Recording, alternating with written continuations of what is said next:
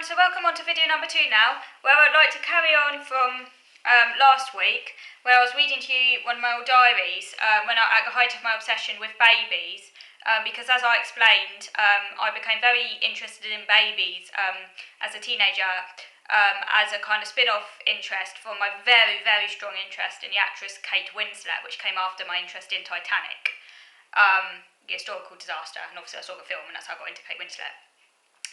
Although I was interested in babies, I think as a child as well, like I think all my life in fact, I had some sort of interest in them, like playing with dolls and kind of like, I don't know, just always a little bit interested in babies. It's funny, all my interests have been kind of like, apart from Titanic, the historical event, which I guess was the most sort of like geeky interest I've had, I guess, because like I literally learned everything about the Titanic, like the actual boat and stuff.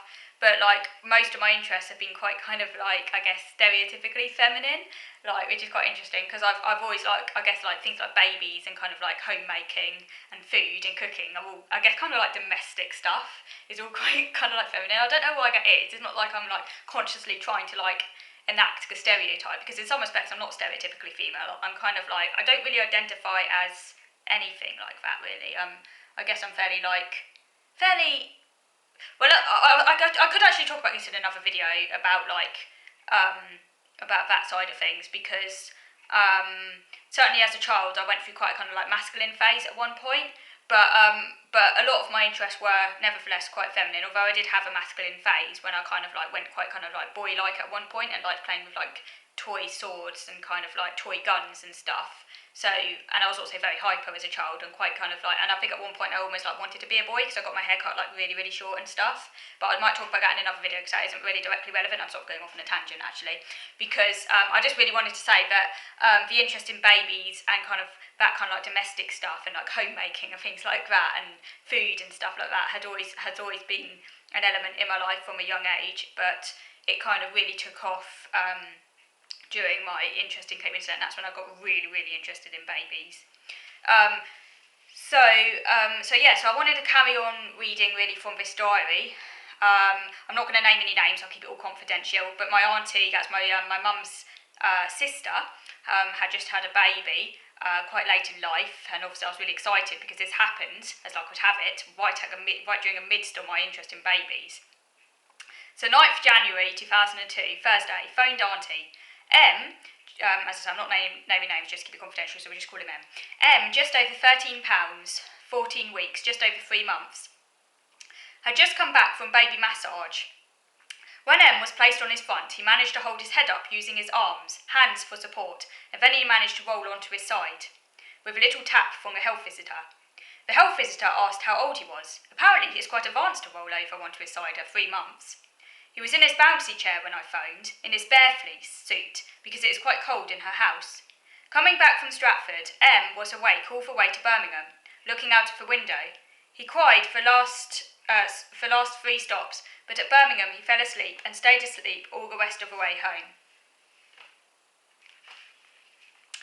14th January, Tuesday, 2003, nursery, because as I said in my previous video, I did work experience at a local nursery school and I carried on going there because I really enjoyed it for quite some time.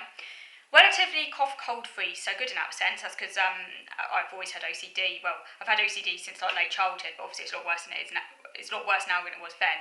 But I think because I was so obsessed with babies, even though I did have this OCD, the obsession with babies helped me kind of like overcome some of it, because I wouldn't normally sit in a room with like lots of kids that were coughing and sneezing, but because I was so interested in babies, that kind of like helped overcome some of the OCD. So that's where like autism can kind of carry its own sort of like self-corrective mechanism. It certainly did in my case anyway.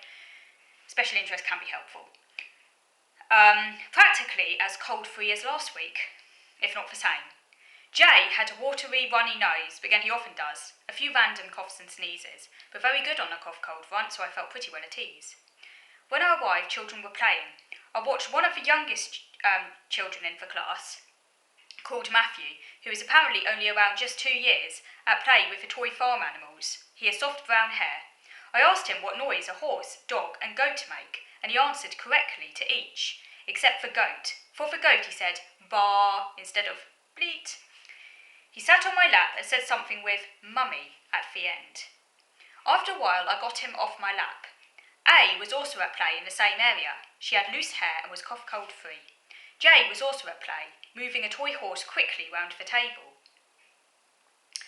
But soon after, M was crying, and after being with P, he came over to me and cuddled up to me, so I put my arms around him. I then sat him on my lap and he quietened. He coughed once and sneezed once on my lap. A was here today. She seems a lot taller than all the other children, although I don't think she is the oldest of the oldest. She is pretty tall. Then the children sat on the carpet, although some sat on small chairs in a half circle behind the ones sitting on the carpet. P went about 3 stories. M sat on my lap.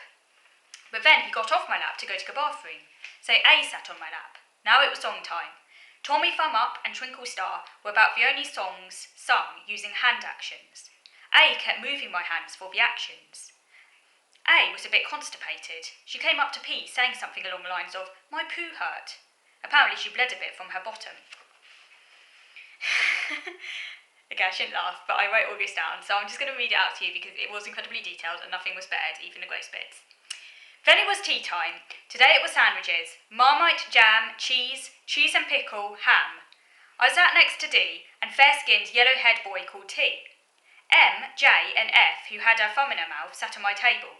The member of staff was N. They also had crisps, prawn cocktail shell crisps, etc., a sliced sponge cake with thousands icing on top for dessert.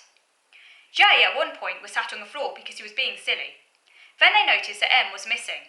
A member of staff went into the bathroom and found him. He had stuck his hand down the toilet.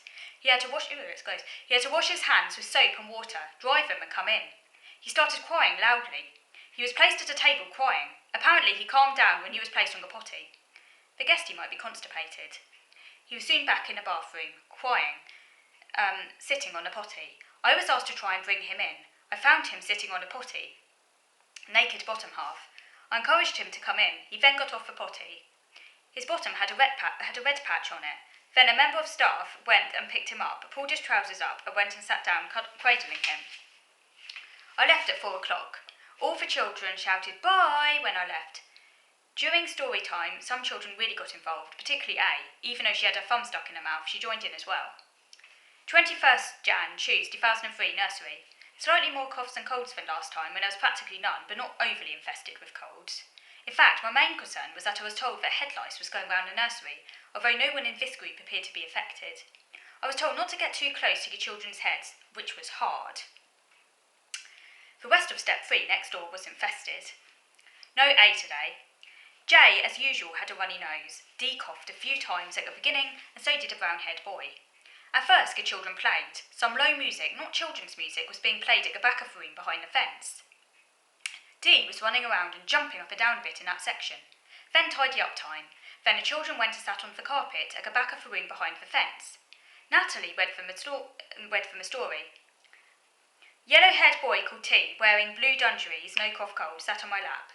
Then, because the children were fidgeting, no more stories were read, and they did songs instead. D started to play with my laces, and she touched my hair with her hand and tried to walk behind me. N told the children to zip up their mouths so they can't speak. She told them to lock their mouths up with the key and throw the key away. Hop Little Bunnies was sung. Goes, hop little bunny. No, I can't sing it. I forget that. I can't sing it. I used to sing it all the time, like obsessively at home. I would sing the song. I copied all the songs at home, driving my mum to distraction because I was so obsessed. Children lie down on the carpet and jump up and down. Hop little bunnies, hop, hop, hop. And I think, when all the cows were sleeping. When all the cows were sleeping. That's the song, but I can't remember the rest of it. Anyway, I used to sing that one obsessively as well. And Up Jump the Scarecrow was sung. Up Jump the Scarecrow. Up jumped the Scarecrow. I can't actually remember how it goes. Then the children were placed in the shape of a bus. The children being the passengers, and the wheels in the bus were sung, and row, row, row the boat. Song time did not last that long because then it was time for tea. So children were sent in batches to wash their hands. For tea, I sat next to A, who turned 3 weeks ago, and will soon move up to step 4. She had loose hair, wore tights, and a shirt. Her quite big, chubby-looking legs. She had hair, wore tights, and a skirt. A skirt. It's quite big, chubby-looking legs. A had no cold, but coughed about 3 times at the beginning of tea. I also sat next to O, who I think coughed once at the table, but a no cough cold. J, T were also on the table. They had chips, spaghetti hoops, and hot sausage rolls and ketchup all chopped up.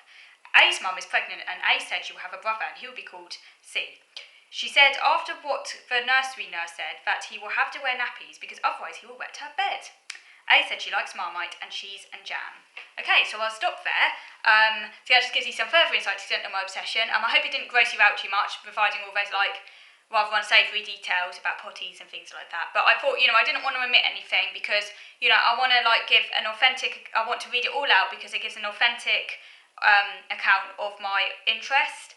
And, so warts and all, I want to share it with you, bearing in mind this was when I was a teenager, and because I was so obsessed, I literally had to write everything down, even the more unsavoury bits that maybe I don't know, maybe non-autistics might not write about, I don't know, because I don't know what non-autistics do, because I don't know what they would do, but anyway, I was obsessed, and I had to write down every single little detail. So do let me know in the comments box below what you think about these, and I hope to read more to you in future videos because I don't know, I just quite like looking back on my past, and I think it does give quite an interesting kind of account of my interests really growing up. I look forward to speaking to you again next week, and thank you for watching. Oh, and don't forget to subscribe if you haven't already. Click the notification bell if you want to be notified of any future videos, and do press the like button if you like this video and you want to watch similar content. So, thank you for watching.